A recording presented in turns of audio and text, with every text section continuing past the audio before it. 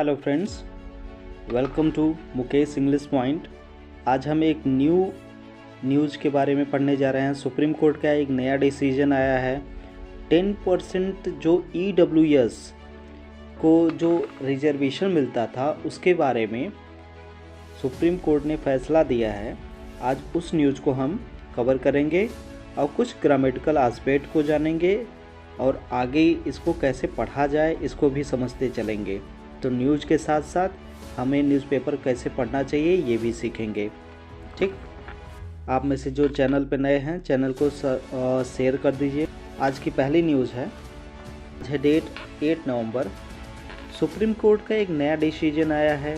ठीक है, supreme court in a majority verdict. पहली बात तो मैं कुछ चीज़ें मैं आपको बता दूं। सुप्रीम कोर्ट देश का सर्वोच्च न्यायालय है। ठीक है, सर्वोच्च न्यायालय को सुप्रीम कोर्ट बोलते हैं। इन अ मेजॉरिटी का मतलब क्या होता है? मेजॉरिटी का मतलब होता है बहुमत और वर्डिक्ट का मतलब होता है फैसला। क्या होता है? फैसला। ये वर्डिक्ट दो जगह यूज होता है। पहली बात तो कोर्ट के ऑब्वियसली कि कोर्ट जितने भी फैसले सुनाता है उसको वर्डिक्ट बोला जाता है। ठीक, इंग्लिश में। ठीक, और दूसरा होता है जब भी इलेक्शन का रिजल्ट आता है तो वहाँ पे भी वर्डिक्ट का यूज किया जाता है। तो बहुमत का फैसला।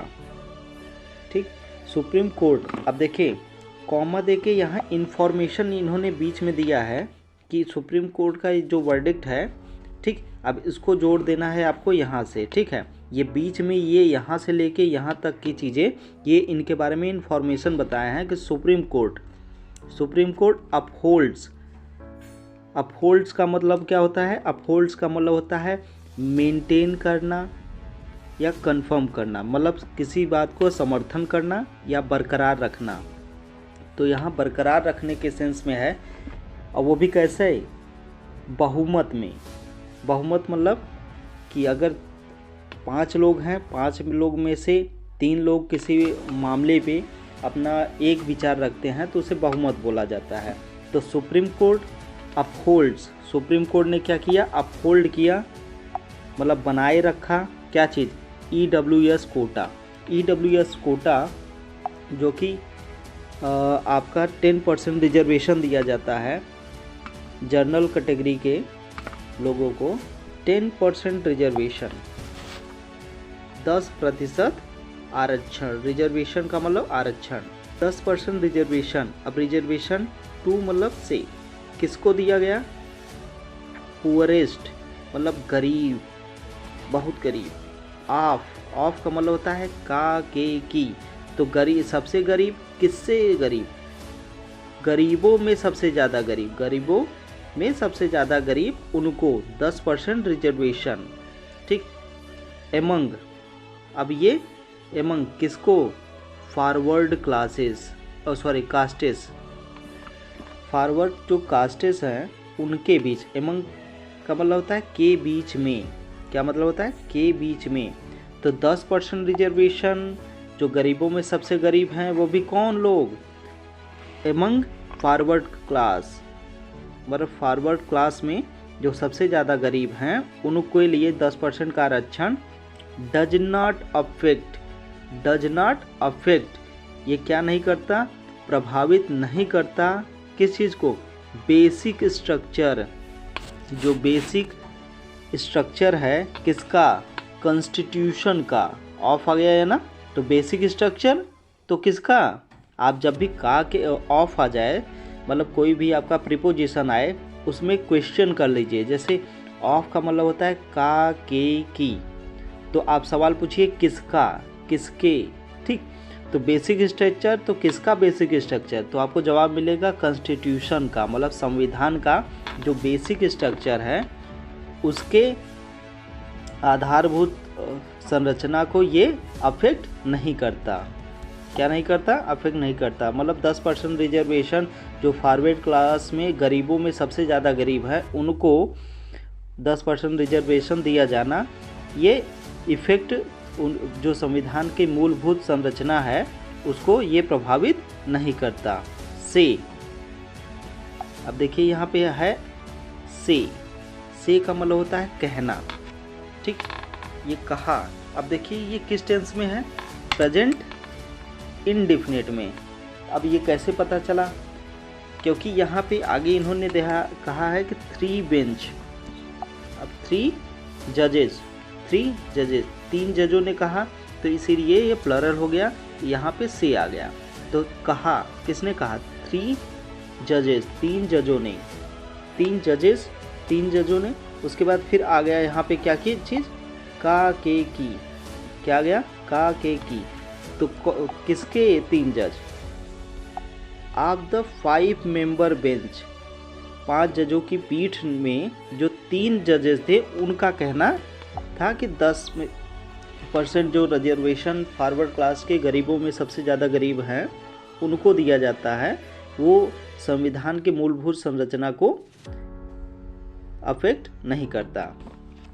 अब देखिए यहाँ पे आ गया सेमी कॉलन, यहाँ पे आ गया सेमी कॉलन।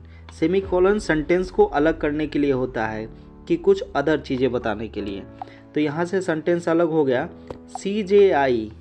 CJI का मतलब है chief justice of India, chief justice of India, comma, उसके बाद कामा दे दिया, अनदर जज। इसके अलावा और जो दूसरे जज थे, होल्ड का मतलब क्या होता है, होल्ड का मतलब होता है कैरी करना या किसी चीज़ पे पकड़ बनाना, ठीक। होल्ड के अपने कई मतलब होते हैं। तो यहाँ पे इस बात पे उन्होंने कहा कि CJI और उनका ये कहना था, इस बात पे वो अड़िग थे, दैट कि एक्सक्लूजन का मतलब बाहर रखना, किसी चीज़ को बाहर करना। एक्सक्लूजन, किस चीज़ को बाहर रखना, का के की आ गया फिर ना, एक्सक्लूजन अदर कम्युनिटीज़ को बाहर रखना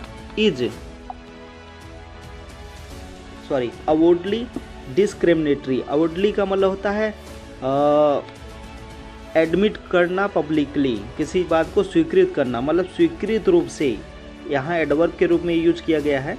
तो सिंपली अगर कहें तो ये डिस्क्रिमिनेटरी का मतलब होता है भेदभावपूर्ण, क्या चीज़, तो ये स्वीकार रूप से ये क्या है, भेदभावपूर्ण है।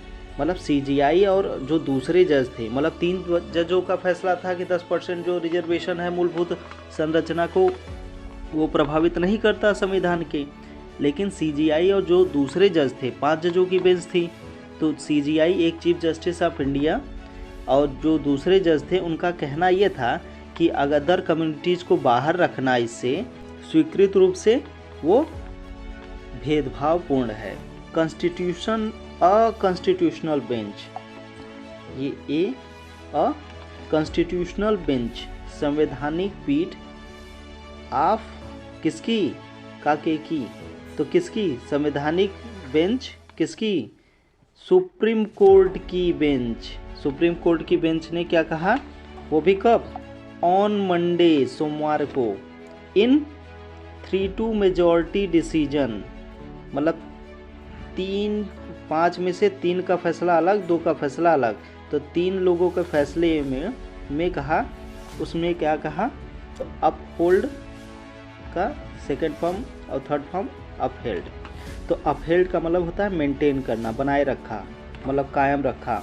वैलिडिटी, जो वैलिडिटी है ऑफ, किसकी वैलिडिटी, द 103, मतलब 103वें कॉन्स्टिट्यूशनल अमेंडमेंट। अमेंडमेंट का मतलब होता है सुधार, ठीक है। 100। और आपसे एक इम्पॉर्टेंट क्वेश्चन पूछा जा सकता है कि 10% रिजर्वेशन, ठीक, वो किस अमेंडमेंट को लाके किया गया था, तो 103rd कॉन्स्टिट्यूशनल अमेंडमेंट में किया गया था। विच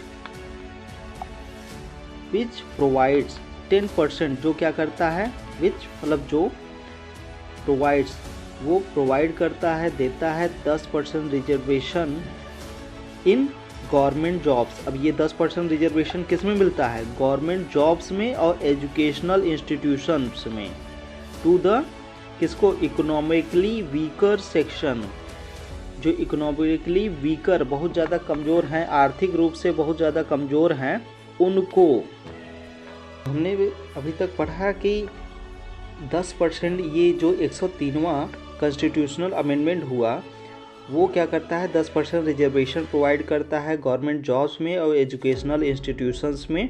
किसको? जो इकोनॉमिकली आर्थिक रूप से बहुत कमज़ोर हैं उनको। वो भी कौन से लोग? ऑफ सोसाइटी के कमज़ोर लोग। बट जैसे ही बट आ गया, इन्होंने पॉजिटिव, तो अभी तक जो स्टेटमेंट दिया, कुछ ऐसे वर्ड होते हैं जो नेगेटिव बताते हैं, नेगेटिविटी। मतलब अगर बट आ गया, मान लीजिए कि यहाँ पे बट है, ठीक, बट आ गया, अगर यहाँ पे पॉजिटिव है तो यहाँ पे अगली वाली लाइन निगेटिव होगी। लेकिन अगर निगेटिव पहले बात किया और फिर कोई बट आ गया तो अगली वाली लाइन पॉजिटिव होगी। देखते हैं। बट, लेकिन, एक्सक्लूड्स, बाहर रखा, किसको?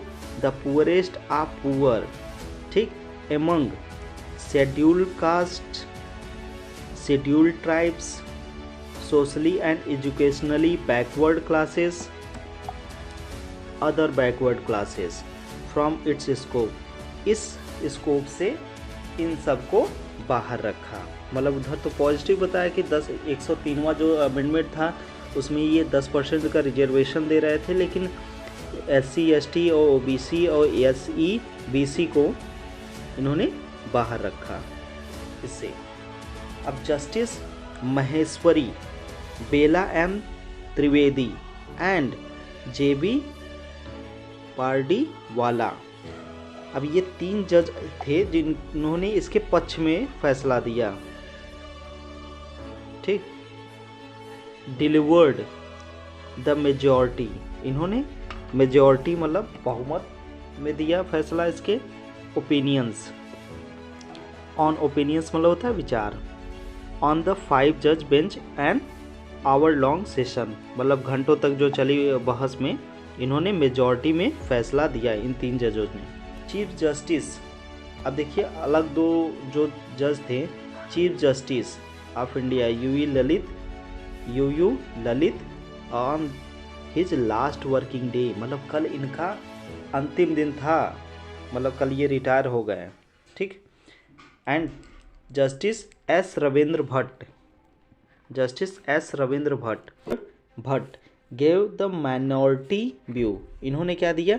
माइनॉरिटी व्यू दिया, मतलब कि इनका जो मत था वो माइनॉरिटी में आ गया। मेजॉरिटी में क्या था? 3 लोगों का ओपिनियन था और इन दोनों का ओपिनियन अलग था। विद जस्टिस भट्ट ऑथर्ड, ठीक। ऑन अदर, अब देखिए एक इम्पॉर्टेंट चीज़ और, ऑन किस पर? ऑन बताता है किसी चीज़ पर, तो हम पर, ऑन का मतलब होता है पर, तो हमने क्वेश्चन अपने आप से किया कि किस पर। वेदर का मतलब होता है क्वेश्चन फॉर्मिंग, ये होता है कि क्या, जब भी वेदर आए तो इसका मतलब पूछिए कि अपने आप से सवाल पूछिए कि क्या। सच मतलब इस प्रकार का, किस प्रकार का?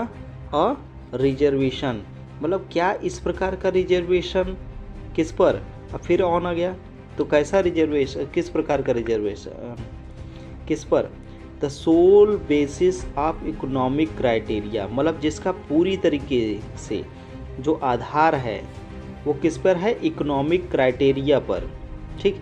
तो इस प्रकार का क्या, इस प्रकार का जो पूरी तरीके से इकोनॉमिक क्राइटेरिया पे आधारित रिजर्वेशन है, वायलेट नहीं करता the basic structure of the constitution.